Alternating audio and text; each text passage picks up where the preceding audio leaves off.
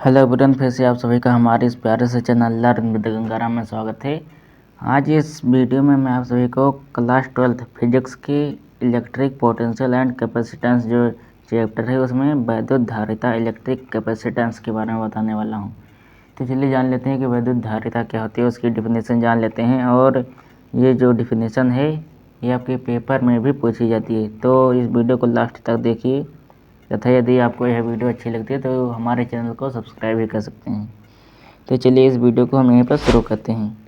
तो सबसे पहले बात करें तो वैद्युत धारिता की।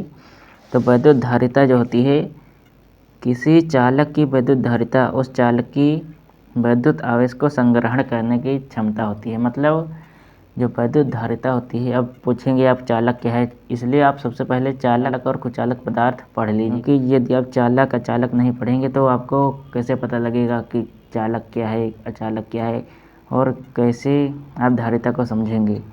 तो इसलिए सबसे पहले मैं आपको चालक बता देता हूँ। चालक वह पदार्थ होता है जिसमें वैद्युत धारा को प्रवाहित किया जा सकता है, जिसमें करंट फ्लो किया जा सकता है। और अचालक वह पदार्थ होता है जिसमें करंट फ्लो नहीं किया जा सकता है, जैसे कागज़ हो गया, लकड़ी हो गई, सूखी लकड़ी, प्लास्टिक हो गया, ये सभी अचालक के उदाहरण है। और चालक के उदाहरण जैसे एल्यूमिनियम का तार हो गया, सोना, चांदी या कोई मेटालिक धातु होगी, तो वो सभी चालक हैं। तो चलिए इसके बाद धारिता को जान लेते हैं कि जो धारिता होती है वो आवेश को कलेक्ट करने की क्षमता होती है किसी चालक की। मान लीजिए कोई चालक यहाँ पर दिया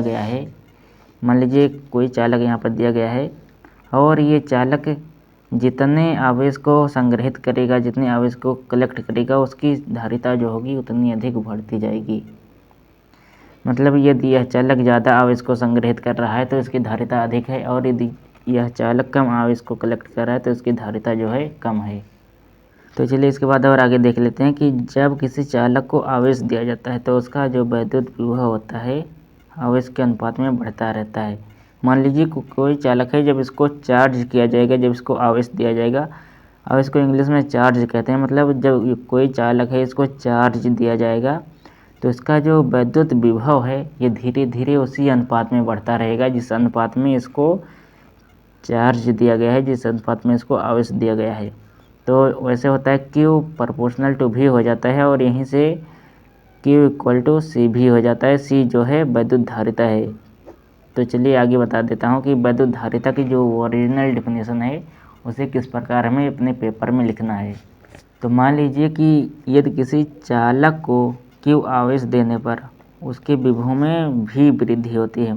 जब कोई चालक है उसको Q आवेश देंगे तो उसके Q आवेश देने के बाद उसके विभव में जो वृद्धि होगी वह भी है, तो Q जो होगा डायरेक्टली प्रोपोर्शनल होगा V के, क्योंकि हम जितना आवेश देंगे उतना ही विभव उसी अनुपात में बढ़ेगा। तो Q directly proportional to V। यहाँ पर प्रोपोर्शनल का चिन्ह हटाएंगे, अनुक्रमानुपाती का चिन्ह हटाएंगे, तो यहाँ पर बराबर का चिन्ह लगाएंगे तो एक नियतांक आ जाएगा, Q इक्वल टू सी भी हो जाएगा। जो यहाँ पर C है, AC को वैद्युत धारिता इलेक्ट्रिक कैपेसिटेंस कहते हैं।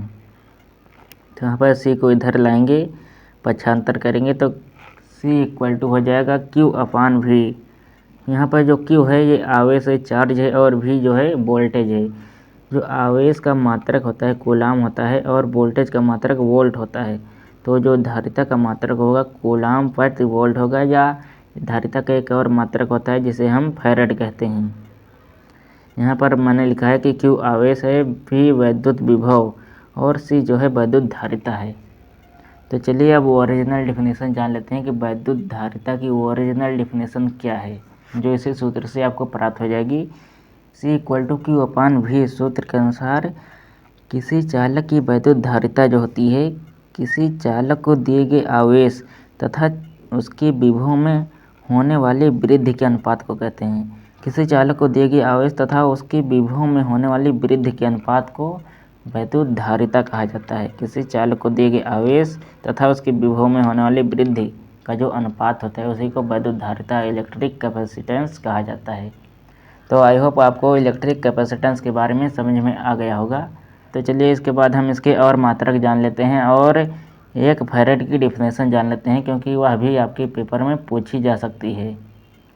यहाँ पर जब हम सूत्र लिखते हैं Q इक्वल टू सी भी, तो यहाँ से जब C का मान निकालते हैं C इक्वल टू Q/V आता है। तो अब हम यहाँ से जब दोनों तरफ एक एक लिख लेंगे तो 1 कूलाम प्रति वोल्ट, 1 वोल्ट, मतलब जब किसी चालक को 1 कूलाम आवेश दिया जाता है तो उसकी विभव में यदि 1 वोल्ट की वृद्धि होती है तो उसको 1 फैरेड कहा जाता है। मतलब जैसे किसी चालक है गया उसको 1 कूलाम आवेश दिया जा रहा है। 1 कूलाम आवेश देने के बाद उसकी विभव में केवल 1 वोल्ट की वृद्धि हो रही है, इससे अधिक वृद्धि नहीं हो रही है। तो जो धारिता का मान होगा वो 1 फैरेड होगा। तो यहाँ पर वही मैंने लिखा है कि यदि किसी चालक को 1 कूलाम आवेश देने से उसकी विभव में 1 वोल्ट की वृद्धि होती है तो चालक की जो धारिता होगी 1 फैरेड होगी। क्योंकि जो फैरेड है बहुत ही बड़ा मात्रक है धारिता का, इसलिए इसके छोटे छोटे बहुत सारे मात्रक हैं, जैसे माइक्रोफैरेड हो गया, पिकोफैरेड हो गया। तो चलिए उसके बारे में जान लेते हैं कि 1 माइक्रोफैरेड क्या होता है, 1 पिकोफैरेड क्या होता है।